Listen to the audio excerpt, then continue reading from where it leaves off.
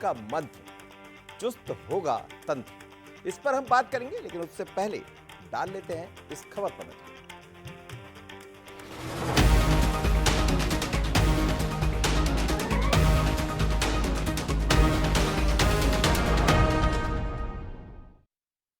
हमारे अपने सभी मंत्रीगण अपने अपने इनकम टैक्स की दृष्टि से स्वयं का व्ययन करेंगे। वो शासन से कोई वित्तीय भार उसमें नहीं लेंगे। मुख्यमंत्री डॉक्टर मोहन यादव का ये बयान 52 साल पुराने नियम को ध्वस्त कर गया। मंगलवार को मोहन कैबिनेट में बड़ा फैसला हुआ। अब प्रदेश में मंत्रियों का इनकम टैक्स सरकार नहीं भरेगी। मंत्रियों को अब अपना इनकम टैक्स खुद ही भरना होगा। मोहन सरकार ने बड़ा फैसला लेते हुए 1972 से चले आ रहे नियम को बदल दिया है। खास बात ये रही कि कैबिनेट बैठक में सीएम मोहन यादव ने इसका सुझाव रखा, जिस पर सभी मंत्रियों ने अपनी सहमति दी। अब प्रदेश सरकार नहीं भरेगी मंत्रियों का इनकम टैक्स। मोहन कैबिनेट ने बदला 52 साल पुराना नियम। 1972 में चले आ रहे नियम पर ब्रेक। सरकार भरती थी मंत्रियों के भत्ते पर लगने वाला टैक्स। सीएम मोहन यादव की पहल पर हुआ ऐतिहासिक फैसला। सीएम के प्रस्ताव पर सभी मंत्रियों ने जताई सहमति। अब मंत्री खुद भरेंगे अपना इनकम टैक्स। 5 साल में सरकार ने जमा की 3 करोड़ 24 लाख। मोहन यादव ने एक बड़े बदलाव का फैसला किया है। कांग्रेस इस फैसले से सहमत तो है, लेकिन सरकार के कई फैसलों पर सवाल खड़े कर रही है। आयकर की दृष्टि से 1972 का एक नियम था, जिसमें विवरणी में मंत्रीगणों का या संसदीय सचिव तक का भी सारा व्यय राज्य सरकार के खाते में जाता था, उनके माध्यम से होता था। इसमें जो बचत होगी टोटल वो 70 लाख रुपए बचत होगी रेवेन्यू में। और शिवराज सिंह जी के चौहान के घर पे 25 करोड़ रुपए खर्च कर दिए। ये बचत करना ज़्यादा ज़रूरी नहीं थी। देखो, हर मंत्री ने अपने बंगले पर कितने पैसे खर्च किए हैं। हवाई जहाज खरीद रहे हैं, हेलीकॉप्टर खरीद रहे हैं। यहाँ रेवेन्यू लीकेज रोकना चाहिए। मोहन यादव ने मध्य प्रदेश के मुखिया के रूप में जब से कमान संभाली है, वो कई बड़े और ऐतिहासिक फैसले ले चुके हैं। फिर चाहे वो धार्मिक स्थलों पर लाउड स्पीकर बजाने पर रोक हो, बिना लाइसेंस के खुले में मांस मछली बेचने पर प्रतिबंध, पीएम श्री एयर एम्बुलेंस सेवा योजना हो, ये सभी फैसले सरकार के बड़े कदमों में शामिल हैं। कुल मिलाकर मोहन अपने मिशन पर हैं। मुख्यमंत्री लगातार जनहित और प्रदेश हित में फैसले ले रहे हैं। मंत्रियों के खुद टैक्स भरने का फैसला भी मोहन के मास्टर स्ट्रोक में एक कड़ी है। मोहन का मंत्र साफ है, वो तंत्र को चुस्त करने की कवायद में जुटे हैं, जिसका सीधा फायदा प्रदेश की जनता को मिलेगा। नमस्कार, मैं हूं मनोज सैनी और आज का हमारा मुद्दा है मोहन का मंत्र चुस्त होगा तंत्र। जब मंत्र और तंत्र की बात होती है तो हम दूसरी तरफ चले जाते हैं, लेकिन मोहन का मंत्र अपनी सरकार के लिए, सरकार के मंत्रियों के लिए। कई बार इन मुद्दों पर चर्चा होती रही है कि जब जनप्रतिनिधि यानी जनता का प्रतिनिधि चुना जाता है तो वो जनप्रतिनिधि कहलाता है, लेकिन विधायक या मंत्री बनते ही चीजें बदल जाती है। बल्कि कई खर्चे सरकार अपने मद से देती रहती है। उसी में से एक खर्च ये भी था कि उनका टैक्स सरकार भरा करती थी। लेकिन मोहन के मंत्र में अब चुस्त होता तंत्र नजर आता है और ये कहा जा रहा है कि सरकार उनका टैक्स भरेगी। पर खर्चे और भी है, तो क्या आने वाले दिनों में इन पर भी नजर होगी? आज समझेंगे इसी मुद्दे को, लेकिन इस पर चर्चा करें उससे पहले डाल लेते हैं 3 सुलगते सवालों पर नजर जो चर्चा के नजदीक रहने वाले हैं। क्या सीएम का यह फैसला केंद्रीय नेतृत्व की गाइडलाइन का हिस्सा है? सीएम ने एक बार फिर चुस्त तंत्र का संदेश पूरे प्रदेश को दिया और इस तरह के फैसले मतदाताओं के बीच सरकार की अच्छी छवि गढ़ी। ये वो चीजें हैं जिन पर हम चर्चा करते हैं। कई बार कुछ ऐसे चीजें होती है जिनसे सरकार की छवि बनती भी है और बिगड़ती भी है। आपको याद होगा कि कुछ दिन पहले जब प्रधानमंत्री मोदी नहीं थे, उससे पहले लाल बत्ती की चर्चाएं खूब होती थी। ये मामला कोर्ट तक गया और उसके बाद सरकार ने निर्णय लिया कि अब गाड़ियों पर वो लाल बत्ती साए साए होती गाड़ियां दिखाई नहीं देंगी।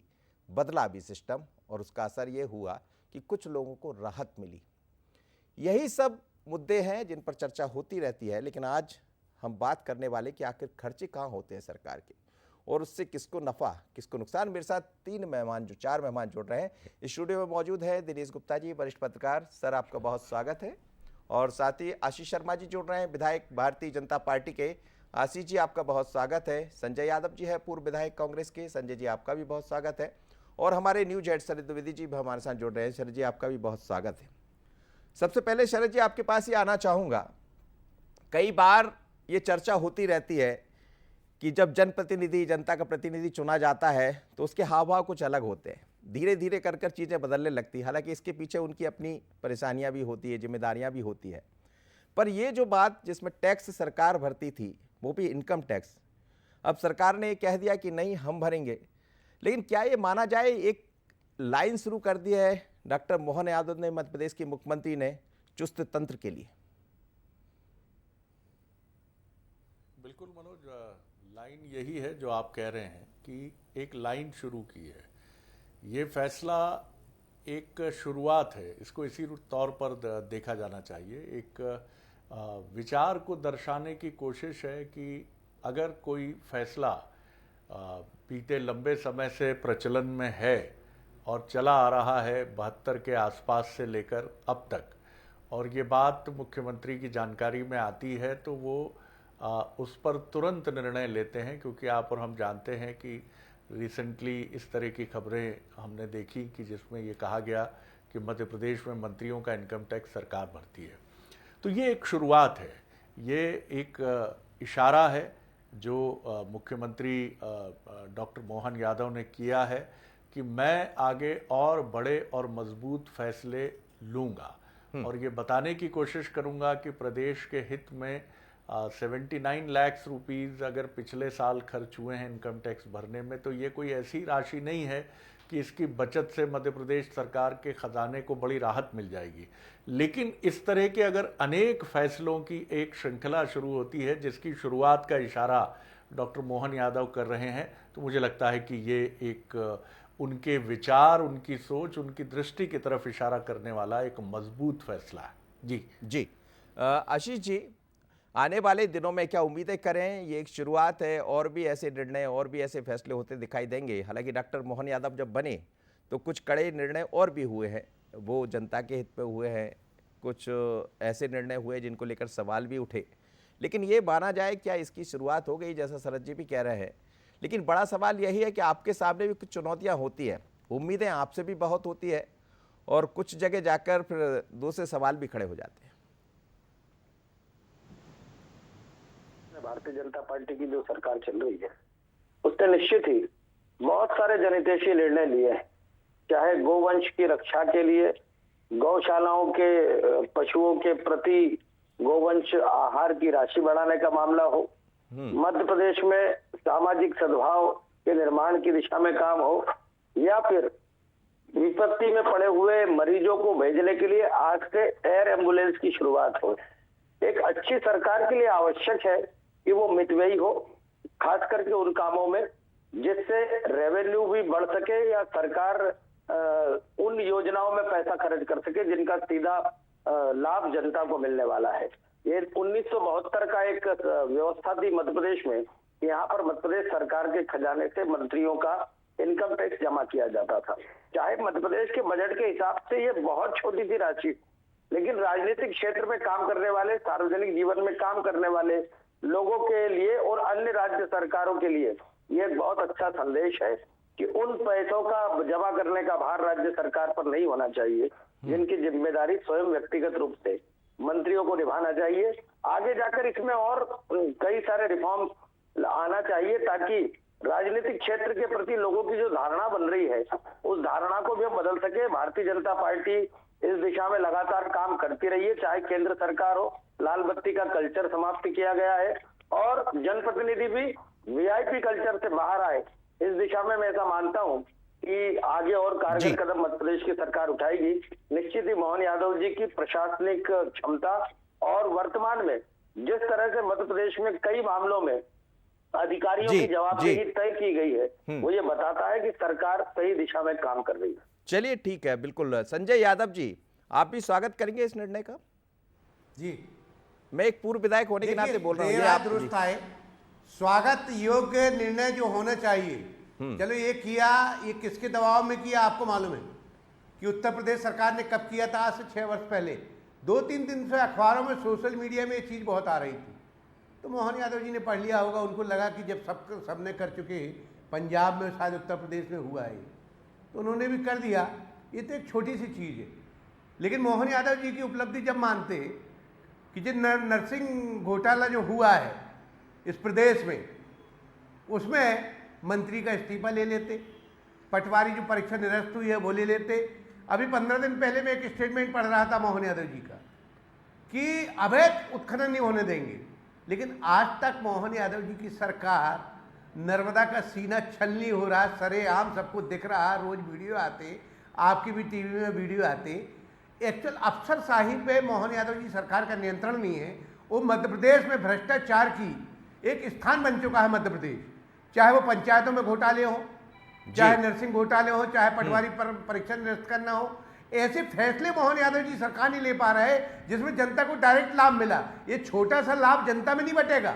जनता में जो जनता के लिए पैसे आती, आपने अभी 15-15 करोड़ रुपए लोकसभा चुनाव के पहले बीजेपी के एमएलए को दिए निर्माण कार्यों के लिए।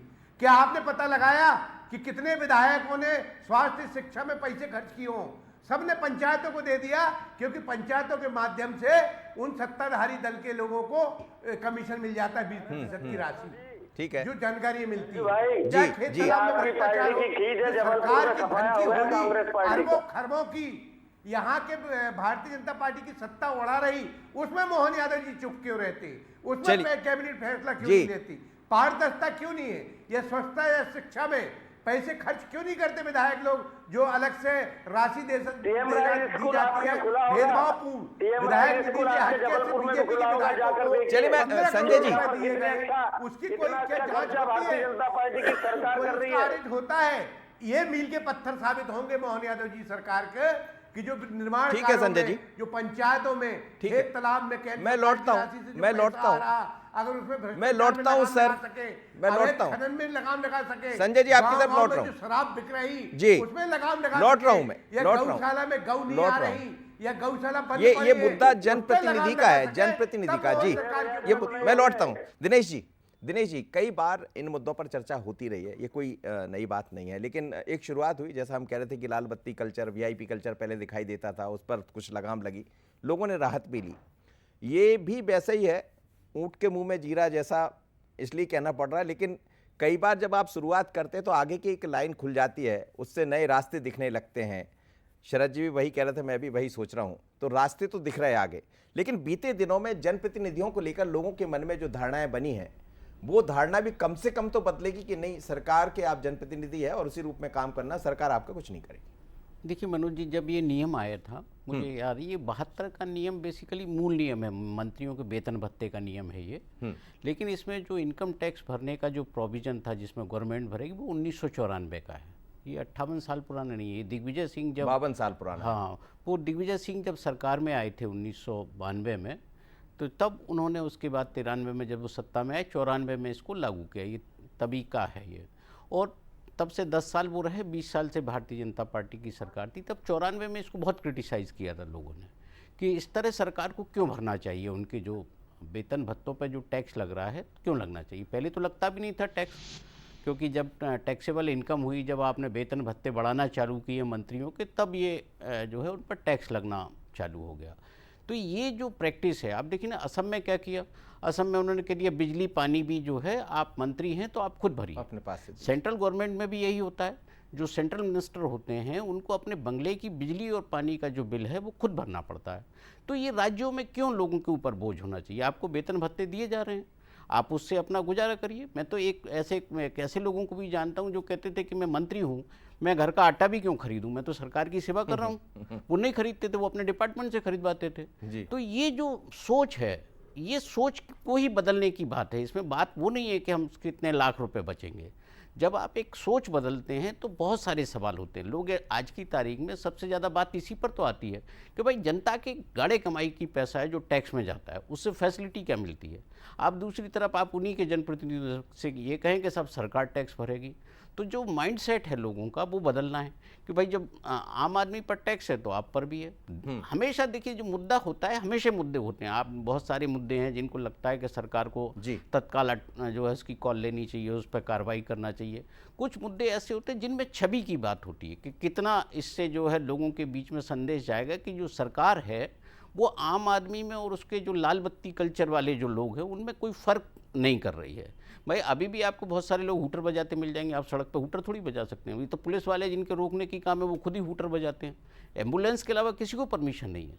तो ये माइंडसेट यदि चेंज हो जाता है सिस्टम में तो एक बहुत बड़ी चीज़ है, ये एक बहुत बड़ी लड़ाई है। आप इसको सोचिए उस तरह से। आप अभी तो आपने टैक्स ये हुआ कि सरकार नहीं भरेगी, अब आप खुद भरिए। बहुत सारी इसमें वो दिक्कतें होती थी। एक सीए सरकार को रखना पड़ता था कि मंत्रियों का हिसाब किताब करें। फिर मंत्री क्या है, पहले सरकार भरती थी, उसके कई बार तो मुझे मालूम है बहुत सारे मंत्रियों ने रिफंड ले लिया और उनके खुद के खाते में रहा। उन्होंने सरकार को वापस नहीं किया कि आपने ये जो टैक्स लिया है, जो जमा किया है, उसको जो है आप वापस कर रहे हो खजाने में। तो ये चीज़ें हैं जो आपको एक ईमानदार तरीके से आपको काम करने का एक मैसेज भर देती हैं और आगे हो सकता है कुछ ऐसे निर्णय हो जो जनता को भी पसंद और आएंगे। बिल्कुल शरद जी, याद है हमें कि जब नोटबंदी का मसला आया सामने तो नोटबंदी को लेकर सवाल भी उठे, लेकिन आम लोगों से जब बात करते थे तो वो ये कहते थे कि हाँ ठीक हुआ। ये भी कुछ उसी तरह का है कि कई बार छवि बनाने के लिए इस तरह के निर्णय होना बहुत आवश्यक हो जाते हैं।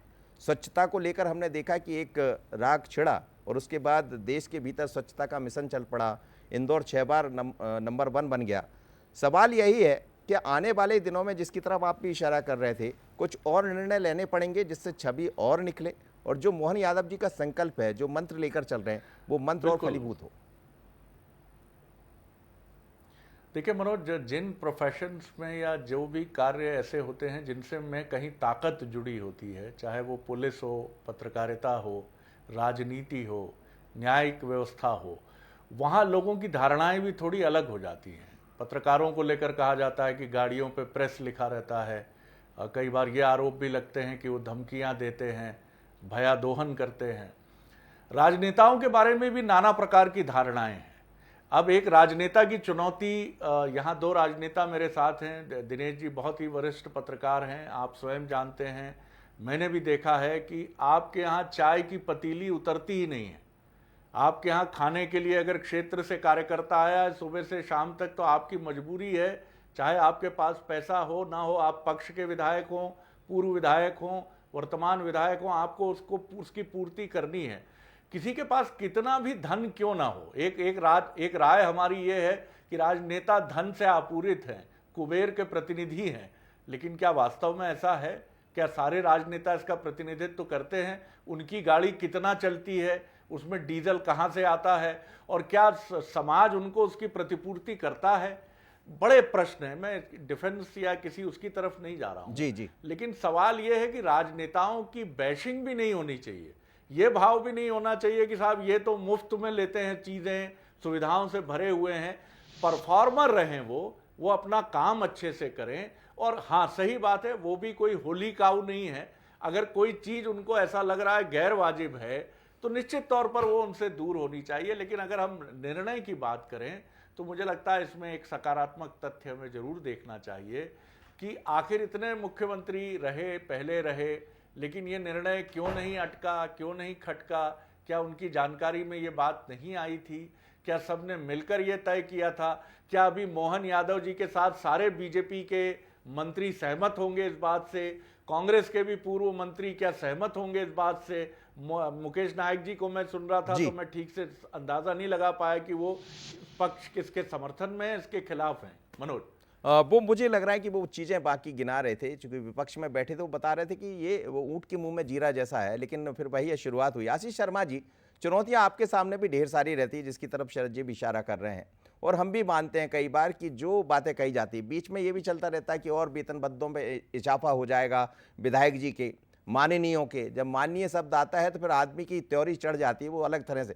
क्या आप मानते हैं कुछ चुनौतियां भी है और आगे चलकर जब कड़े और निर्णय होंगे तो वो आप लोगों के लिए भी चुनौती बनेंगे? मनोज जी, सरकारें हो या जनप्रतिनिधि हो, उनको ऐसे अच्छे कार्य करना चाहिए जो अन्य लोगों के लिए ना सिर्फ अनुकरणीय बने बल्कि रोल मॉडल के रूप में भी वो सामने आए। भारत सरकार हो या मध्य प्रदेश की सरकार हो, राजनीतिक क्षेत्र में जो शुचिता की कमी देखी जा रही है, उस शुचिता का पालन हम सबके लिए आवश्यक है। ईमानदारी से जनप्रतिनिधि काम करें। और निसंदेह लोग हर बार सवाल उठाते हैं कि जनप्रतिनिधियों को इतनी सुविधाएं दी जाती है, इतना वेतन दिया जाता है, इतना भत्ता दिया जाता है, लेकिन मैं ऐसा मानता हूं कि सुविधाएं तो आप जितनी बढ़ा दीजिए, हर कोई उनकी मांग और ही करता जाएगा। लेकिन ये जनप्रतिनिधि के ऊपर भी जिम्मेदारी है और राजनीतिक दल के ऊपर भी जिम्मेदारी है कि वो अपने कार्यकर्ताओं के लिए, अपने जनप्रतिनिधियों के लिए एक आदर्श आचरण संहिता बनाए और उसका पालन वो जनप्रतिनिधि करें। निश्चित ही राजनीतिक क्षेत्र में आज भी कई ऐसे नाम हैं जो अपनी सादगी के कारण, अपनी ईमानदारी के कारण पूरी दुनिया में जाने जाते हैं। और मैं ऐसा मानता हूं सभी राजनीतिक दल में काम करने वाले लोगों को उनका अनुसरण करना चाहिए। निश्चित ही हम जनप्रतिनिधि के रूप में सेवा करने ही आए हैं जी। और संजय सेवा जी, करते हुए हमें बाकी सुख सुविधाओं का त्याग करना पड़ता है, तब जाके हम सेवा कर पाते हैं। सुख सुविधाओं के पीछे भागने के कारण जी, सेवा का लक्ष्य भी छूट जाता है और हम भी दिशा भटक जाते हैं। चलिए महत्वपूर्ण बात आप जी। संजय जी, बात यही है कि आप भी जनप्रतिनिधि रहे हैं, अभी भी है, जनप्रतिनिधि के रूप में ही आप काम कर रहे हैं, लेकिन कुछ चुनौतियां आप लोग के सामने भी होती है और ये चुनौतियां कई बार मुश्किल भी खड़ी करती है। लेकिन क्या आपको लग रहा है कि और क्या चीजें, कांग्रेस क्या सोचती है, क्या और कुछ चीजों में परिवर्तन होना चाहिए?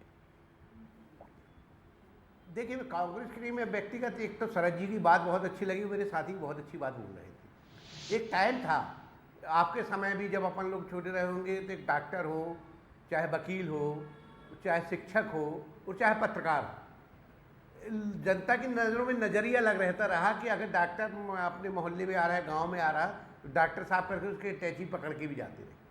अब ये सब चीज़ें कमर्शियल हो गई। कमर्शियल मतलब व्यापार में तब्दील हो गई। वो राजनीति का हिस्सा भी, राजनीति भी एक माध्यम हो गया है व्यापार का।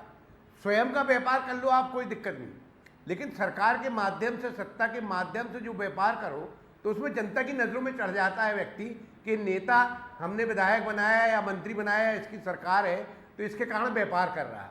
क्योंकि इस 20 सालों में जो लोग, जिनके पास हो सकता है कुछ ना रहा हो या काम चलाऊ काम रहा हो, वो एकदम से 50-50 लाख की गाड़ियों में घूमने लगते हैं, वो किसी दल से जुड़ा हुआ हो सत्ता में आने के बाद, तो जनता की नज़रों में वो खटकता है।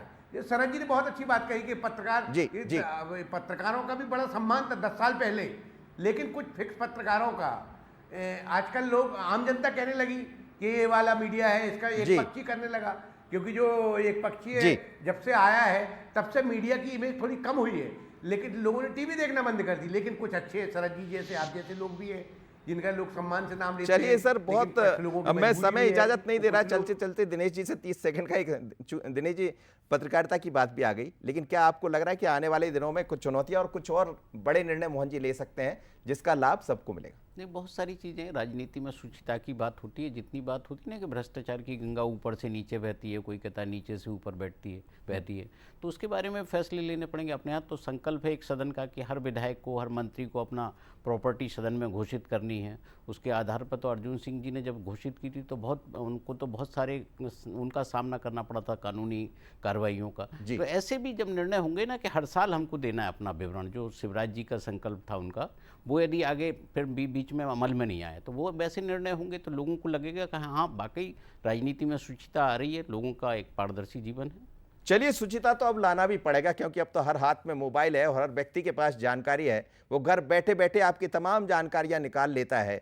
हम खबरें दिखाएं या ना दिखाएं, वो अपने ढंग से अपने मोबाइल के जरिए आप तक पहुंचा देता है। और इसलिए मुझे लगता है शुचिता की तरफ तो सभी को जाना पड़ेगा। बहुत धन्यवाद शरद जी आपका, दिनेश जी आपका, आशीष जी और साथ ही संजय जी। लेकिन मध्य प्रदेश के मुख्यमंत्री डॉक्टर मोहन यादव ने एक नई लाइन पकड़ी है और निश्चित रूप से जनप्रतिनिधियों से जो लोग उम्मीदें करते हैं, जो अपेक्षा करते हैं, आने वाले दिनों में जब ये एक वानगी है तो आगे चलकर ये और ढेर सारे उदाहरण बने, क्योंकि जनता आपसे यही उम्मीदें करती है।